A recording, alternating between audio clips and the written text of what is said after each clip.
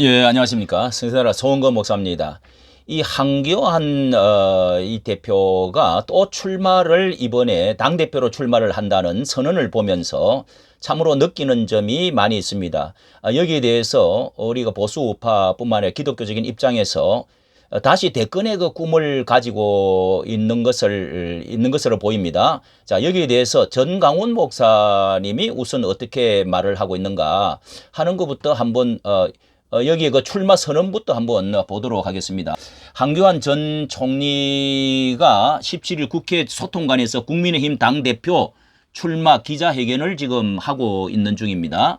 자, 이렇게 해서 선거 출마하겠다고 밝히면서 나라 당도 뭐 다 위기인데 이게 많은 경험, 경륜을 가진 인물이 필요하다고 하면서 정권 교체를 꼭 이뤄내겠다.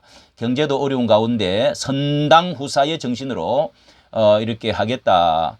이러면서 4.15 부정선거를 바로잡아야 된다 하는 것에 대해서 이렇게 강조를 하면서 2020년 4월 15일 치러진 총선 결과가 조작됐다 하면서 이런 것을 많이 이제 강조를 하면서 출마 선언을 지금 하고 있습니다. 이 여론조사는 지금 뭐 1위가 유승민, 이거 당내 이제 그 당 조사는 또 이제 아주 또 다르다고 합니다. 자, 이런 가운데 이것에 대해서 무엇보다도 그 전강훈 목사는 어떻게 지금 생각하고 있는가? 여기가 이렇게 한번 들어보는 것이 상당히 관련이 있기 때문에 한번 들어보도록 하겠습니다. 예, 전강훈 목사는 어떻게 지금 한교안에 대해서 뭐 찾아오고 여러 가지 있다고 하니까요. 한번 들어보도록 하겠습니다. 4.15 아니야 그 지난 총선 때 총선하기 한 달 전인가 황교안 대표가 일방적으로 저녁 10시에 우리 집을 찾아왔어요. 우리 교회를. 그래서 교회 사무실에서 황교안 대표가 왔다는 거예요. 그래서 내가 가라고, 나는 만날 의사가 없다 그랬더니 한 번만 좀 나와달라고 사정을 해서, 그래서 내가 나갔어요. 나가서 그동안에 내가 하고 싶은 말을 다 했습니다. 왜 그때에 4.15 총선 전에 나한테 결별선언을 했냐, 왜 사모님 비서를 통하여 쪽지를 전달했냐 하고 내가 하고 싶은 말 다 하니까 죄송합니다. 하여튼 너무 죄송하게 생각한다. 그렇게 이제 대화하다가 내가 마지막으로 물어봤어요.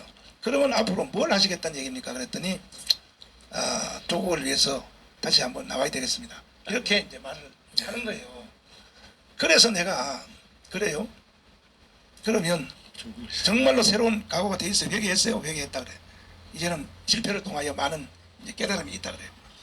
그래서 그러면 그 일에 대하여 각오가 단단하다면 내가 내일 아침 7시에 우리 교회로 아침을 먹으면서 다시 한번 얘기해보자. 그래서 그 다음 아침 7시에 왔어요. 와서 이제 아침을 먹으면서 여기 댓글에서 아직도 뭐 황교안을 생각해 주세요 이런 사람들은 내 말을 잘 들으시니까요. 정강훈 목사가요 다시 한번 기회를 주세요. 와서 연설을 시키려고 내가 이제 전화를 하라 그랬죠. 그 강사 스케줄 전화를 했더니 그 후로 전화가 안 오는 거야. 잘 들으세요. 황교안 타령한 사람들 내 말 잘 들으라고. 왜 전화가 안 오냐? 심화보, 안희안 이쪽 애들의 말을 듣고 정강훈 목사가 하는데 가지 말라고 했던 거예요. 자 보세요. 그런 판단도 안 하는 사람이 무슨 놈의 재대비를 하겠다고. 그러면 심화보, 그러면 안희안, 그 사람들이 앞으로 대한민국 예, 호텔에다가 아침 집으로 찾아왔는데다가 또 다음 날 그러면 한 번 더 이야기해보자 해가지고 식사를 하면서 또 이제 만나갖고, 그리고 이제 그 호텔에서 대비할 수 있는 기회를 주겠다고 했는데 전화를 안 와버렸다는 것입니다. 그러니까 그 원인을 보니까 안희환 심화보 쪽의 사람들의 말을 듣고 그냥 그쪽으로 그렇게 가겠다. 이게 이제 정강훈 목사 옆으로 가면은 이제 안 되겠다 이렇게 이제 돼버렸다는 것입니다. 있는데 황교안을 대통령 만들어 줄 수 있다고 생각합니다. 이런 기초적인 판단도 안 서는 사람이야. 그들하고 우리 강화문의 주된 주력부 대하고는 10,000분의 1도 안 돼. 10,000분의 1도. 예, 그것은 맞는 거 동의합니다. 예. 어디로 붙어야 돼요? 정강훈한테 붙어야지. 그래야 무슨 뭐 다시 한번 시도라도 해보지. 이런 기본 판단도 안 서기 때문에 이 시간 이후에 황교안에 대해서 뭐 다시 생각해 보세요. 뭐 하는 사람들은 앞으로 여기서 제명시켜버려. 야, 김학선 교수님을 보면 뚝심도 있고요. 대단해. 보면. 그래서 만났어요. 여의도 호텔에서 만났더니 1시간 딱 얘기하고 간 뒤에 장경동 목사 뭐냐면 저 사람 틀렸어. 형님 간도 저 아이고 저 나이에 장경동이가 딱 1시간 얘기하더니 아이 다른 사람 찾아. 네. 이렇게 말을 하더니 그렇죠. 예. 목사님 말씀하시는 게 네. 카메라로 예, 여기에 대해서 저도 너무도 가깝게 여기에 대통령 그 후보 출마할 때 윤석열도 이제 이제 무속 종교의 신비주의 이런 것들로 인해서 기독교에 많은 이제 의심을 주었는데요. 이번에 이제 정강훈 목사님이 또 다른 이제 방송 중에서 엊그제 또 이런 말도 했었습니다. 핵심적으로 신앙적으로 볼 때 한교안은 신비주의의 어떤 것에 영향을 받고 있다 하는 그 새로운 말을 했어요. 특별 방송에 보면 10월 20일 행명으로 하는 그 방송이 있는데요. 여기에서도 역시 한 사모님을 중심으로 한 기도팀이 있는 것으로 안다. 그런데 하나님의 음성을 들었다. 이렇게 이제 그 말을 하는 것에 대해서 이것을 너무 그런 것에 쉽게 해서는 안 된다. 전 목사님의 그 신의 음성이 들렸다 하는 게 이제 그 말이 뭐냐 하면은 기도해 보니까 4가지 응답으로 회개를 많이 했는데 4가지 응답을 받고 그러면서 13일 동안 계속 회개를 하고 이제 뭐 그런 말들로 이제 기독교에서는 많이 알려졌죠. 이게 이제 첫째 목사님들이 타락을 해서 목사들이 타락을 많이 했기 때문에 회개해야 된다. 응답을 받았고 신의 응답을 받았다. 그 다음에 이제 두 번째는 목사들이 뭉쳐서 정권의 잘못함에 대해서 항거하고 다시 정치를 나가라 정치를 다시 시도해라. 이렇게 해서 큰 교회 목사님들을 만나고 대면 예배 전면 금지에 대해서 외치게 됐다.